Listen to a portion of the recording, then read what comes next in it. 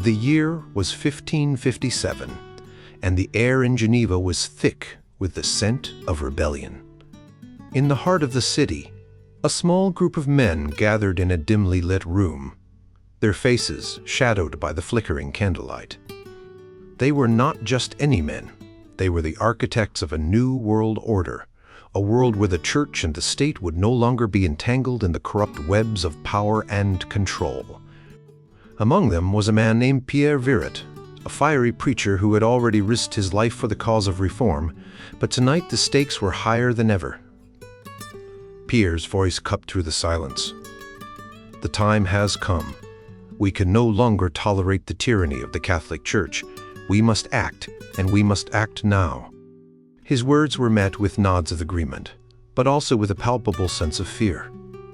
The risks were enormous. Defying the Church meant facing the wrath of the most powerful institution in Europe, an institution that had the power to send them to the stake. But Pierre was undeterred. "We have the support of the people," he continued. "They are tired of being oppressed. They want a church that serves them, not a church that enslaves them."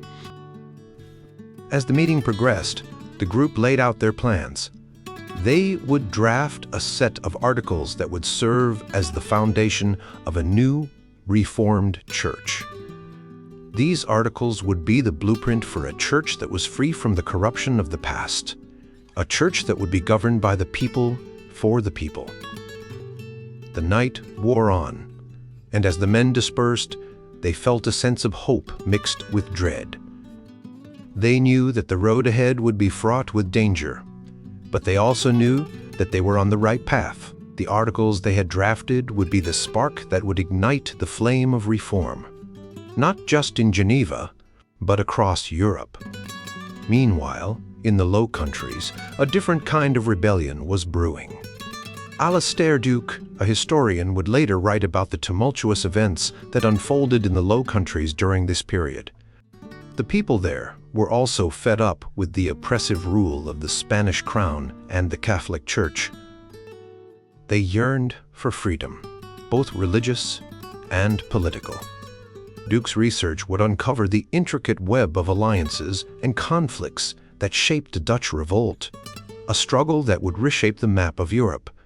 In the German territories, the Emperor Maximilian II was navigating a treacherous political landscape. Andreas Edel, a scholar, would explore the complex political maneuvers of the emperor during his reign from 1564 to 1576. Maximilian II faced the challenge of balancing the demands of the Protestant princes with the expectations of the Catholic Church. His decisions would have far-reaching consequences for the future of the Holy Roman Empire. The story of the Reformation is not just a story of religious change, it is a story of political upheaval, of people rising up against tyranny, and of the birth of new ideas. It is a story that began in the shadows of a dimly lit room in Geneva and spread like wildfire across the continent. The men who gathered that night in 1557 were not just rebels. They were visionaries, men who saw a better future for their people and were willing to risk everything to achieve it. As the Reformation spread, it touched the lives of people in every corner of Europe. In England, the Puritans were emerging as a powerful force, challenging the established church and calling for a return to a purer form of Christianity. Walter H. Frere and Charles E. Douglas would later document the rise of the Puritan movement, a movement that would shape the religious and political landscape of England for generations to come. In Scotland, John Knox was leading the charge for reform. Pierre Viret, a French scholar, would delve into Knox's life and work, exploring his vision of a church that was both independent and governed by the people. Knox's influence would extend far beyond the borders of Scotland, inspiring reformers across Europe. The Reformation was not just a series of isolated events, it was a movement that connected people from different countries and backgrounds. The letters and writings of reformers like Marnix van Sint Aldegonde as compiled by Alois Gerlot and Rudolf de Smet, provide a glimpse into the personal and political struggles of these men.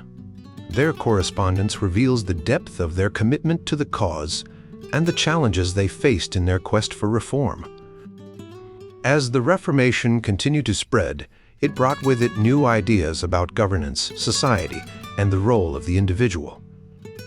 Jean-François Guillemot, in his study of the dedications in Calvin's works, would highlight the ways in which Calvin's ideas influenced the development of early modern Europe.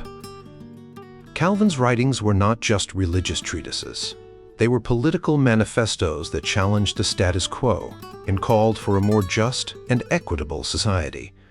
The Reformation was a time of great change, a time when old structures were being torn down and new ones were being built. It was a time of hope and fear, of triumph and tragedy. The men and women who lived through this period left behind a legacy that continues to shape the world we live in today. Their stories are a testament to the power of ideas and the human spirit's capacity for change. As the night turned to day, the men in Geneva knew that their work had only just begun. The articles they had drafted were just the beginning. The true test would come in the years to follow, as they put their ideas into practice and faced the challenges that lay ahead. The Reformation was not a single event. It was a process, a journey that would shape the course of history. And it all began with a small group of men in a dimly lit room, daring to dream of a better world. John Calvin, the French theologian and pastor, is a central figure in the Protestant Reformation. His life and teachings have had a profound impact on the development of Christian thought and the formation of various Protestant denominations. To understand Calvin, it's important to explore his early life, his theological ideas, and the historical context in which he lived. Calvin was born in Noyon, France in 1509. His father, Gerard Calvin, was a notary and a secretary to the Bishop of Noyon. From a young age, Calvin was destined for a career in the church. His father, recognizing the potential for a lucrative future, initially steered him toward a legal education. However, Calvin's passion for theology and his deepening religious convictions led him to change his path. He began to study theology and the classics, which would later shape his understanding of the Bible and his approach to religious reform. In the early 1530s, Calvin experienced a profound spiritual conversion. This transformation was influenced by his exposure to the ideas of the Reformation, particularly those of Martin Luther and other reformers. Calvin began to question the practices and doctrines of the Catholic Church, and he gradually moved away from the traditional teachings. This period of intense study and reflection laid the foundation for his future work. Calvin's most famous work, The Institutes of the Christian Religion, was first published in 1536. This book was a comprehensive statement of Protestant theology and became a cornerstone of the Reformation. In the Institutes, Calvin outlined his views on God, the Bible, the nature of humanity, and the role of the Church. He emphasized the sovereignty of God, the authority of the Bible, and the need for personal faith and devotion. Calvin's teachings on predestination and the elect have been particularly influential, shaping the beliefs of many Protestant denominations. Calvin's ideas were not just theoretical. They were put into practice in the city of Geneva, where he spent much of his adult life. In 1536, Calvin arrived in Geneva, a city that was in the midst of religious and political turmoil. He was initially asked to help establish a Reformed church, but his strict moral standards and reforms led to conflict with the city's leaders. Calvin was expelled from Geneva in 1538, but returned in 1541, where he was given more authority to implement his reforms. Under Calvin's leadership, Geneva became a model of a reformed city. He established a system of church governance known as the consistory, which was responsible for maintaining moral discipline and overseeing the spiritual life of the community. Calvin also emphasized education, particularly the importance of teaching the Bible and the principles of the Reformation. The Geneva Academy, which he founded, became a center of learning and helped train pastors and leaders for the Reformed churches. Calvin's influence extended beyond Geneva. His ideas and writings spread throughout Europe and the world, inspiring the formation of Reformed and Presbyterian churches. His emphasis on the authority of the Bible, the sovereignty of God, and the importance of personal faith and moral living continues to shape the beliefs and practices of millions of Christians today. Calvin's life was marked by both challenges and successes. He faced opposition from within the church and from secular leaders, but he remained steadfast in his commitment to reform and to spreading the message of the Reformation. His legacy is a testament to the power of ideas and the impact of one person's vision on the course of history. Calvin's theological ideas were not developed in isolation.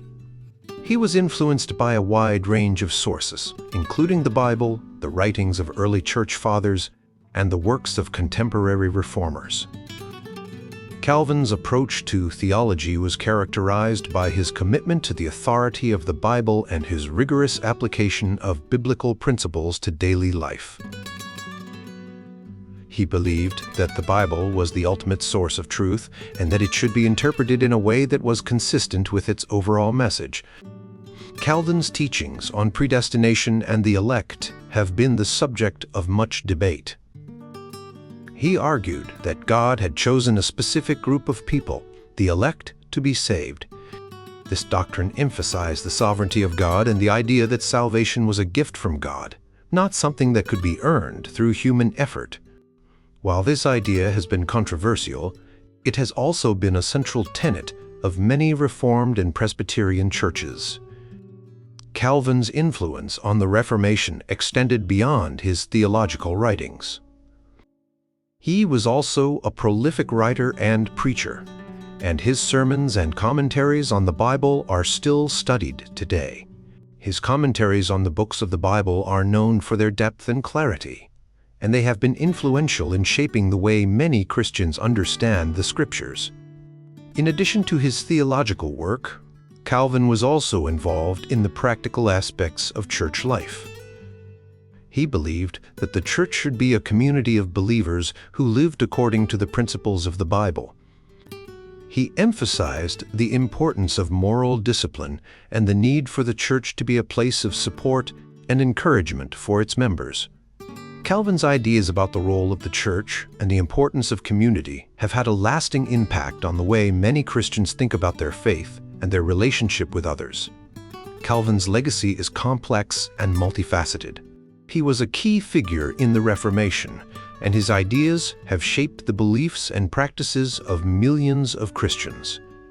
His emphasis on the authority of the Bible, the sovereignty of God, and the importance of personal faith and moral living continues to influence the way many Christians understand their faith. Despite the challenges he faced, Calvin's commitment to reform and his vision for a reformed church have left a lasting mark on the history of Christianity. In the city of Geneva, during the 16th century, a man named John Calvin emerged as a powerful figure in the Reformation. Calvin was not just a preacher but also a writer, a theologian, and a leader who shaped the religious and social life of the city. His ideas and writings influenced not only Geneva, but also many other parts of Europe and the world. Calvin's work was deeply rooted in the Bible, and he believed that the church should be organized in a way that reflected the teachings of Scripture. He and his followers, known as the Reformers, worked to establish a system where the church could govern itself and also play a role in the moral life of the city. This system included a group of elders, known as the consistory, who would meet regularly to discuss issues of faith and discipline. One of the key documents that Calvin and his colleagues developed was the Ordinances Ecclesiastiques, which outlined the structure and rules for the church. This document described how the church should be organized, the roles of different church leaders, and the procedures for dealing with moral and spiritual issues. The consistory, for example, could decide on matters like marriage, education, and even the behavior of the city's residents. Calvin's influence extended beyond the church. He believed that the city should be governed in a way that promoted good morals and a strong community. This meant that the city council and the church worked together to enforce laws and regulations that reflected Christian values. For example, they set rules about how people should dress, what they could do on Sundays, and how businesses should operate. One of the most significant aspects of Calvin's work was his emphasis on education. He believed that a well-educated populace was essential for a strong and moral society. To this end, he established schools and promoted the idea that everyone, including women and children, should have access to education. The Geneva Academy, which later became the University of Geneva, was a testament to this belief. Calvin's ideas about the relationship between the church and the state were not always popular. Some people in Geneva resisted his reforms, and there were often conflicts and disagreements. One of the most famous conflicts involved a man named Michael Servetus, who challenged Calvin's views on the Trinity. Servetus was eventually arrested, tried, and executed, which became a controversial moment in Calvin's career. Despite the challenges, Calvin's influence on Geneva was profound. The city became a center of Reformed Christianity, and people from all over Europe came to study and learn from the work that was being done there. Calvin's ideas about the church, education, and moral governance spread to other cities and countries, shaping the course of the Reformation and the development of modern Protestantism. Calvin's work was not just about changing the city of Geneva. It was about changing the world. His writings, such as the Institutes of the Christian Religion, became foundational texts for the Reformed tradition, and his ideas continue to influence Christian thought and practice today. Whether through his sermons, his writings, or his leadership, John Calvin left an indelible mark on the history of the Reformation and the development of modern Western society. Calvin and his friends often had heated discussions about what they believed in. One of the most important things to Calvin was the idea that people should only believe in things that were true and not just what felt good. He thought that if something was true, it should be simple and clear and not wrapped up in fancy words. This is why he was so careful in his writing and teaching to make sure that the truth was easy to understand. In 1539, Calvin wrote a book called Institutes of the Christian Religion. It was a big book that explained his beliefs about God and how people should live. This book was so important that it was translated into French in 1541, and it helped many people understand what Calvin was teaching. He believed that God was the only true source of knowledge and that everything else should be tested against God's Word. Calvin was also very interested in the Old Testament. He wrote many commentaries on the books of the Old Testament, explaining what they meant and how they related to the New Testament. He believed that the Old Testament was just as important as the New Testament because it was all part of God's plan for humanity. One of the key things Calvin taught was that people are not good on their own. He believed that everyone needs God's help to be good and to understand the truth. This is why he emphasized the importance of faith. Faith, according to Calvin, was not just believing in something, but it was also trusting in God completely. Calvin also had strong views on how the church should be run. He thought that the church should be led by people who were chosen by the community and who were committed to following God's word. He was very strict about this, and believed that the church should have rules to make sure everyone was behaving properly. This is why he and the other leaders in Geneva created a set of rules for the church and the city. Calvin wrote a lot of letters to other people who shared his beliefs. These letters were important because they helped spread his ideas, and because they showed how he thought about different issues. For example, he wrote to a man named Valentin Gentili, who had some ideas that Calvin thought were wrong. In his letter, Calvin explained why he disagreed with Gentili, and why he thought Gentili's ideas were dangerous. Calvin also had to deal with people who had different beliefs, like the Anabaptists. The Anabaptists were a group of people who believed that only adults should be baptized, and that the government should not have any role in the church. Calvin disagreed with them, and wrote a book explaining why he thought they were wrong.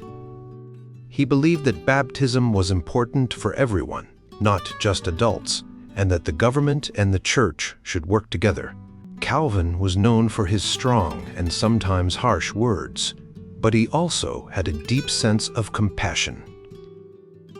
He believed that everyone should be treated fairly, and that the church should help the poor and the needy.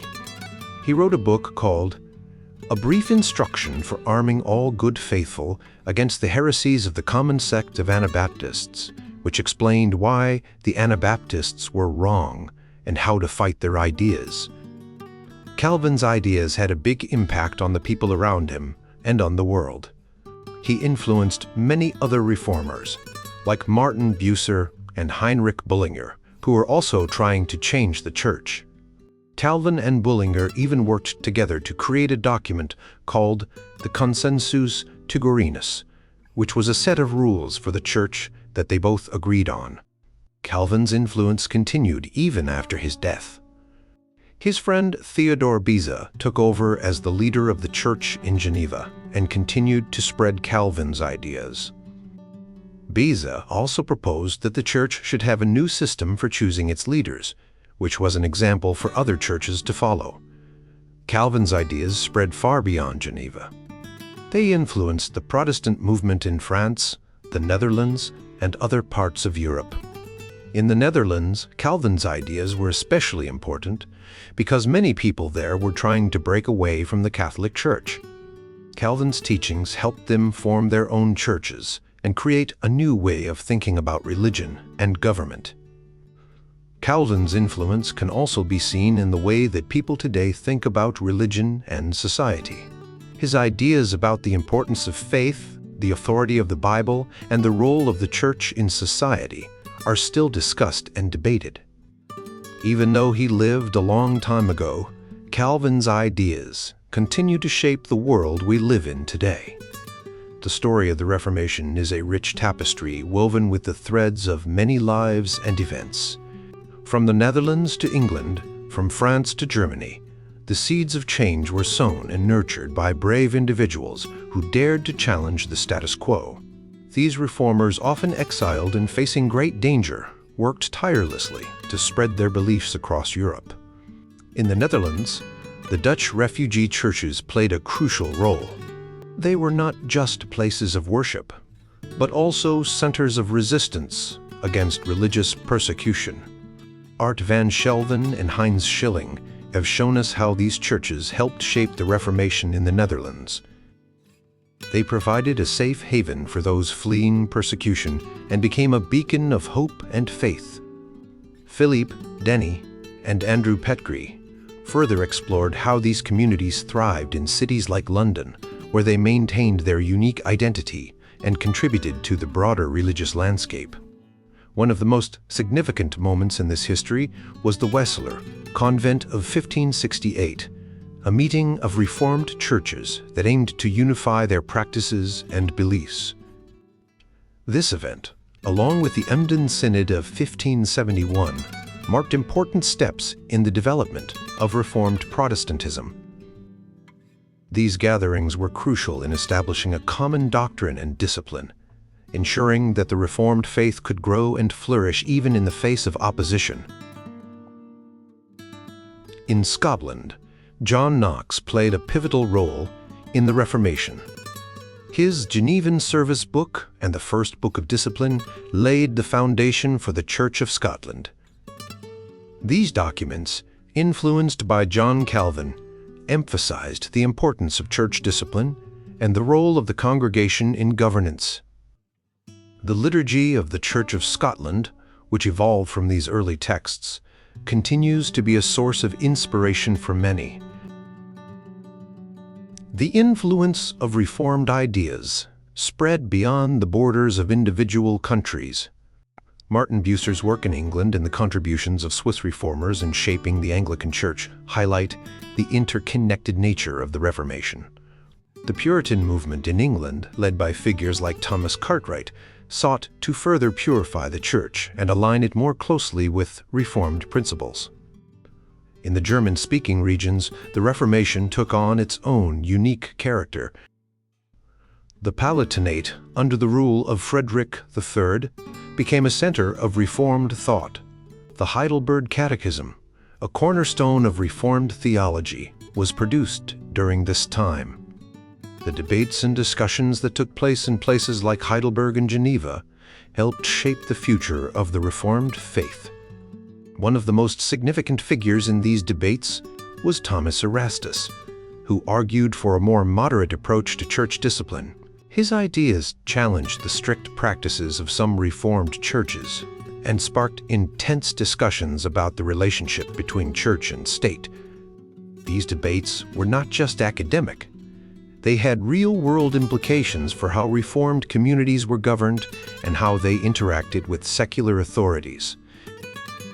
The Harmonia Confessionum, a document that sought to unify various Reformed confessions, is a testament to the desire for unity and cooperation among Reformed churches. This document, along with the work of reformers like Jacques Panier and Theodore Beza, shows how the Reformed faith was a living, evolving tradition. As we look back on this period, we see a story of resilience, courage, and unwavering faith. The Reformation was not just a series of events, but a movement that transformed the religious and political landscape of Europe. The legacy of these reformers continues to inspire and guide us today, reminding us of the power of conviction and the importance of standing up for what we believe in.